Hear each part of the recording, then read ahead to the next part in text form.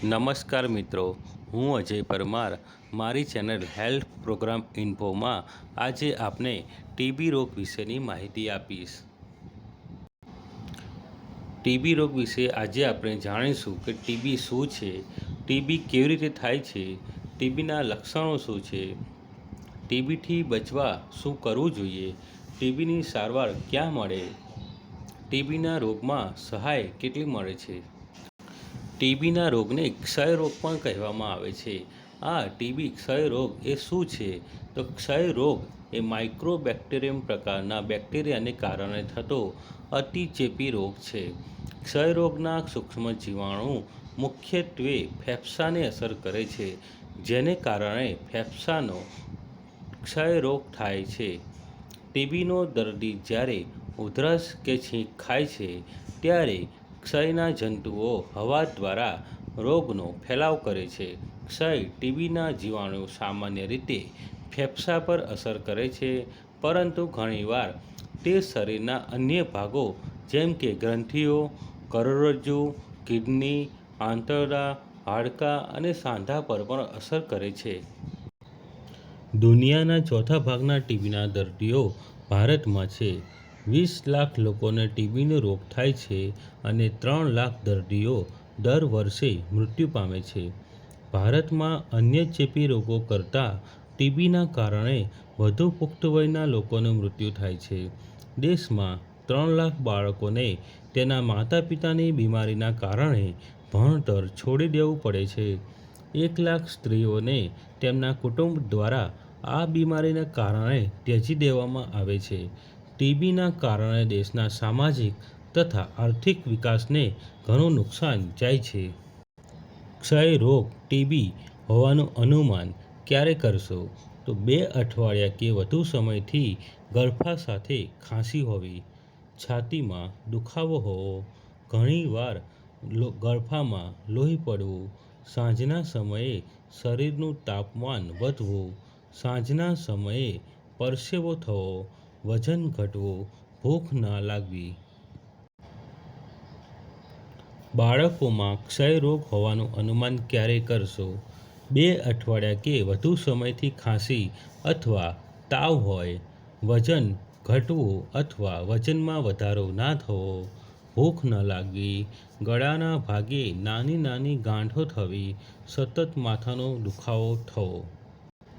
TB કોને થઈ શકે છે? તો ટીબી દરેક વ્યક્તિ, સ્ત્રી હોય કે પુરુષ, યુવાન હોય કે વૃદ્ધ, ધનવાન હોય કે ગરીબ, શિક્ષિત હોય કે અશિક્ષિત, દરેક વ્યક્તિને ટીબી થઈ શકે છે.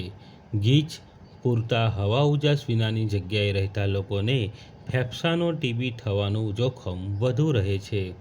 ઓછી રોગપ્રતિકારક શક્તિ ધરાવતા, ખાસ કરીને HIV ગ્રસ્ત, ડાયાબિટીસ ધરાવતા અને કિડની ખરાબ થઈ ગઈ હોય એવા લોકોને ટીબી થવાની સંભાવના વધુ રહે છે. મદ્યપાન કરતા, ઇન્જેક્શનથી ડ્રગ્સ લેતા અથવા કેન્સરના ઉપાય તરીકે કીમોથેરાપી લેતા લોકોને પણ ટીબી થવાનું જોખમ ઘણું રહે છે.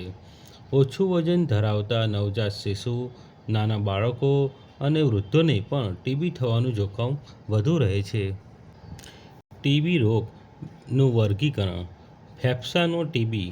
તો ફેફસાનો ટીબીમાં ગળફામાં ટીબીના જંતુ ધરાવતો ટીબી, ગળફામાં ટીબીના જંતુ ના ધરાવતો ટીબી. જ્યારે ફેફસા સિવાયનો ટીબી એટલે લસિકા ગ્રંથિ, હાડકાં, સાંધા, આંતરડા, ચેતાતંત્ર અને મૂત્રજનન માર્ગનો ટીબી વગેરે. ટીબીનું નિદાન કઈ રીતે થાય છે? તો ગળફાના 2 નમૂના વહેલી સવારનો, તુરંતનો લઈને માઇક્રોસ્કોપી દ્વારા તેની તપાસ કરવી જોઈએ. ફેફસાના ક્ષયનું નિદાન કરવા માટે ગળફાની માઇક્રોસ્કોપી તપાસ મુખ્ય ચાવી છે. ફેફસાના ક્ષયને 2 ભાગમાં વિભાજિત કરવામાં આવે છે. ગળફામાં ક્ષય રોગના જંતુ ધરાવતો ક્ષયનો કેસ, ગળફામાં ક્ષય રોગના જંતુ ન ધરાવતો ક્ષયનો કેસ. ઉપરાંત ટીબીનું નિદાન છાતીનો x-ray, biopsy, CBNAAT, sonography, CT scan, Mantoux test વગેરેથી પણ થાય છે. સારવારની પદ્ધતિ નીચે મુજબ હોય છે: new microbiology confirm, new clinically diagnosed અને ન્યૂ એક્સ્ટ્રાપલ્મોનરી. દૈનિક સારવાર માટેના ડોઝ આઈપી અને સીપી તે રીતે ઓળખાય છે. આઈપી 56 ડોઝ હોય છે, જ્યારે સીપી 112 ડોઝ હોય છે. પુખ્ત વયના વ્યક્તિ માટે ગોળીની સંખ્યા તેમના વજન પ્રમાણે હોય છે, જે આ મુજબ રહે છે. બાળક જો દર્દી હોય તો તેમને ગોળીની સંખ્યા વજન પ્રમાણે હોય છે, જે આ ચાર્ટ પ્રમાણે આપવામાં આવે છે.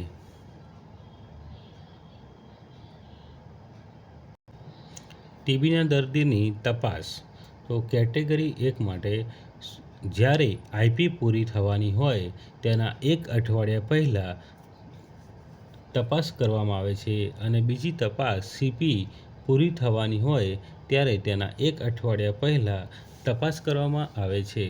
લાંબા ગાળામાં તપાસ 6, 12, 18 અને 24 મહિને કરવામાં આવે છે.